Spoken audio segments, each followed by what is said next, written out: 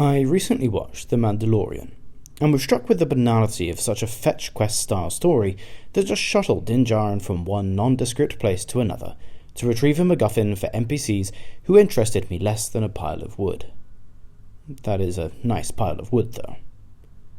But why am I talking about a TV show in a video about games? Well, that's because The Mandalorian was clearly written by someone who liked playing video games, but sadly borrowed, in my view, from all the wrong elements. The meaningless quests for dull NPCs to further an end you aren't particularly invested in as a player, even though all the characters are telling you it's the most important undertaking. Most open-world games are guilty of this particular sin, but it seemed obvious to me that video games are an art in their own right and must have elements that we, as writers, can borrow from to make our stories better. After all, people invest hundreds and thousands of hours in video games, so it must be for a reason. It also seems to me that the literary industry still turns up its nose at video games, and their ability to be inspirational. But this is not only a disservice to the creative minds behind the games, but also to potential writers, who may have been told that the only way to be successful is to gain inspiration from 17th century novels by people we've never heard of. I should start by saying that I quite enjoyed many elements of The Mandalorian, and that this isn't some form of hot take review of the series. Instead, I'm focusing on its video game elements, rather than a comprehensive review of the show itself, warts and all. It was, in my opinion, reasonably fun, well put together, mildly interesting, and I was quite happy to sit with it to see where things went. The story was simple, but clean and clear, and didn't have any pretensions about being bigger than it needed, or indeed wanted to be.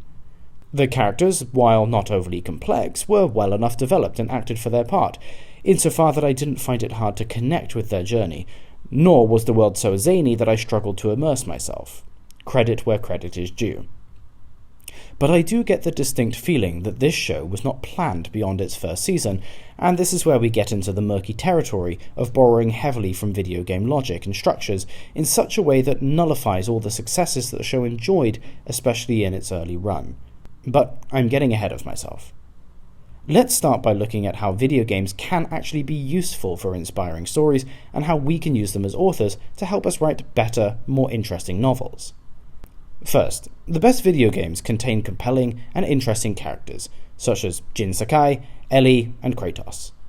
What makes video games unique is that we control these characters. We invest in them, even though their story, for the most part, is linear. Something about exploring the journey with them and being over their shoulder in the intimate moments, watching them develop and grow, listening to them interact with others and deal with problems for such a long amount of time, far longer than a film or TV show in most cases, allows us to understand what a fully realized character should look, act, and importantly, feel like. We can use this, as writers, to have an idea of what powerful and realistic characters should be in our own story. Along with this comes an understanding of character agency. We will explore this more in the future, but for now, let's just understand that this is akin to motivation and decisions. Cody and May in It Takes Two have so much agency in their story that we are engrossed in their journey as it unfolds. Secondly, video games are fantastic at world building.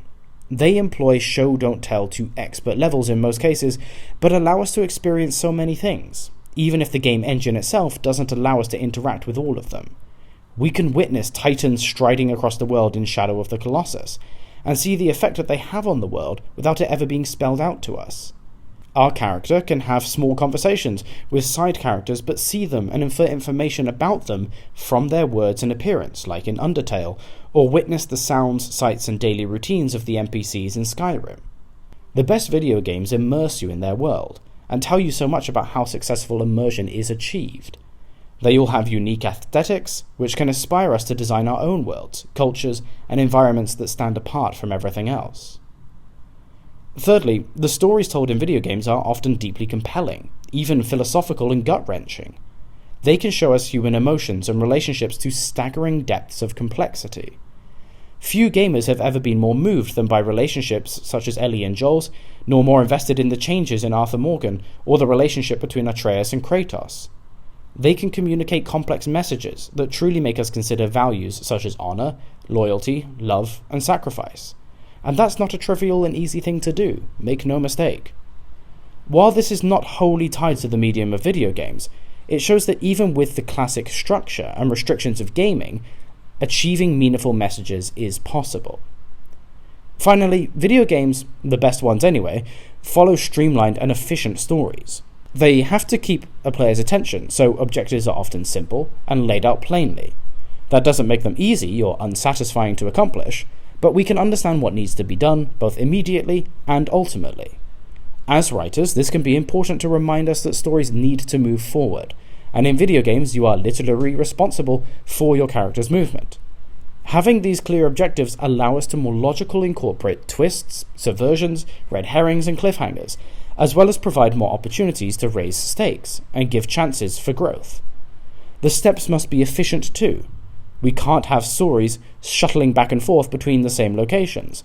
Things must advance. The less praiseworthy video games are often criticized for backtracking or repeating environments because this is often used as a delaying tactic for an inadequate story. So let's come back to The Mandalorian for a moment and focus on how this didn't learn these lessons, especially in the later seasons.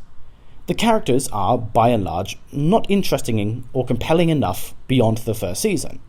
Once their principal objectives have been achieved, they fail to grow into their new positions. Instead, they become merely placeholders and one-dimensional, showing off the same old tricks with very little new, other than cosmetics. They provide very little to the story, and many of the newer side characters introduced in the latter seasons overstay their welcome a little bit too much, and could be stripped out entirely to allow our main characters more chance to develop. The world building is fine, but not fully utilised, considering almost all the episodes take place in similar locales and cultures. Instead, the world building feels more like keys to distract a child from the fire in the writing room.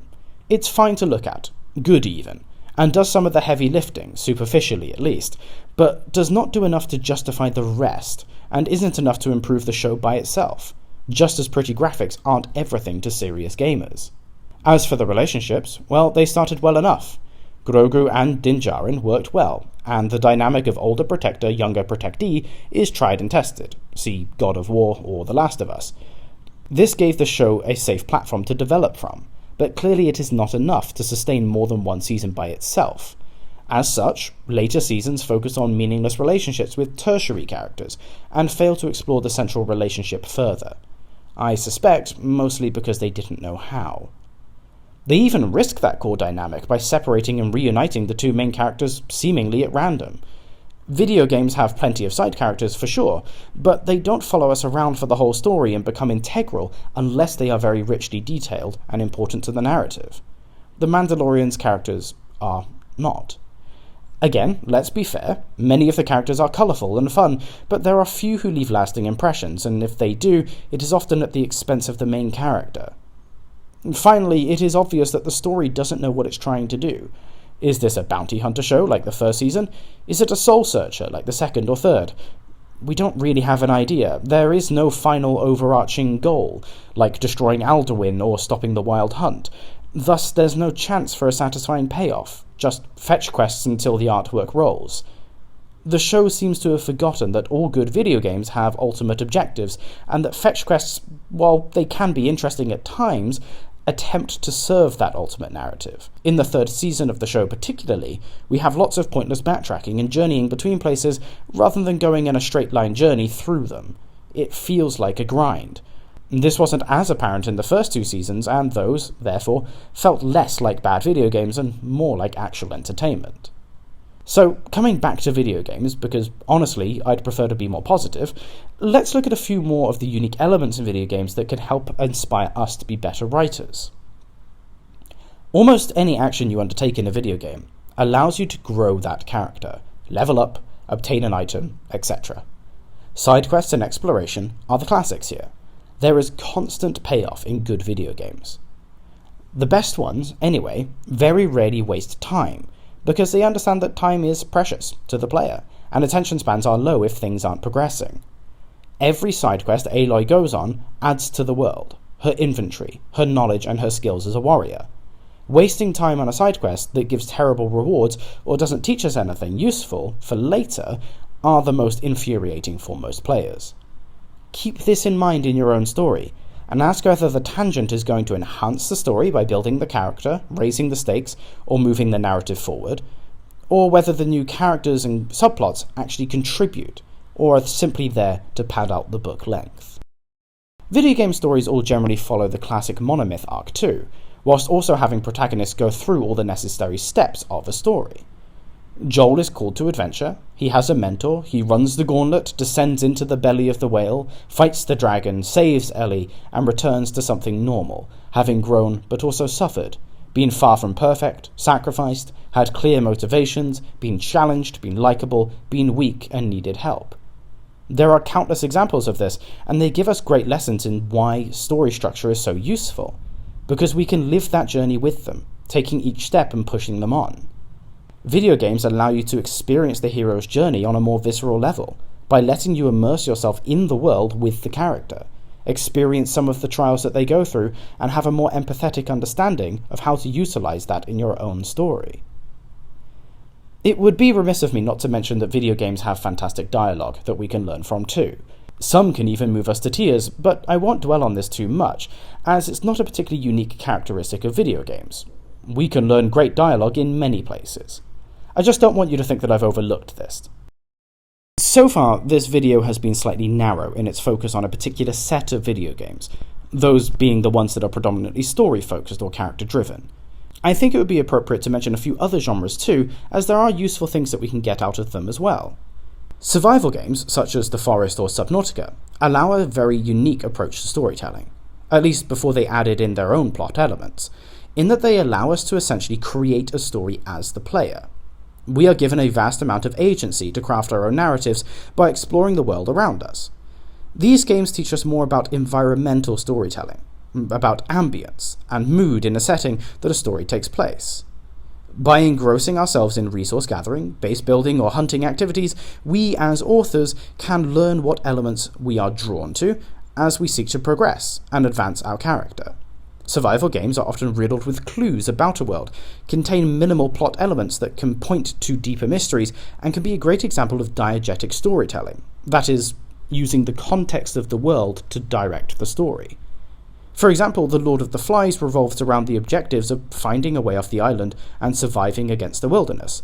This is not too dissimilar from something like The Forest or Subnautica, and therefore learning about environments, inciting incidents and single-character stories from video games can be very useful. Building on this, more fast-paced action games such as Call of Duty or Battlefield show us how action can be meshed with a narrative. These games aren't going to win awards for their stories, but they may for their gameplay. As the reader has no influence over the story in a book, it can be a challenge to get much out of these, but they can certainly teach us about the importance of pacing. Almost all FPS games pivot between large-scale battles to stealthy sniper missions, infiltration types, or sabotage actions. We can use this to understand that pacing in a story is important for building tension and stakes, as well as providing a reprieve from the overwhelming saturation of bullets. Importantly, despite everything I've said, a book is not a video game. We are not making duplicates of them, but there are certain elements within them that tell us about storytelling, structures, pacing, character development, immersion, environmental exploration, and world building. Cherry-pick desirable elements and mold them to your own purposes. Just like with anything, there are opportunities for inspiration everywhere, and especially if the option to travel isn't immediately accessible to you, video games are yet another great and often overlooked source. Just make sure that you pay close attention to the elements that you're using. So instead of making something that's fetch quest ridden and devoid of character, you make something beautiful, like The Last of Us, The Ghost of Tsushima, or Red Dead Redemption.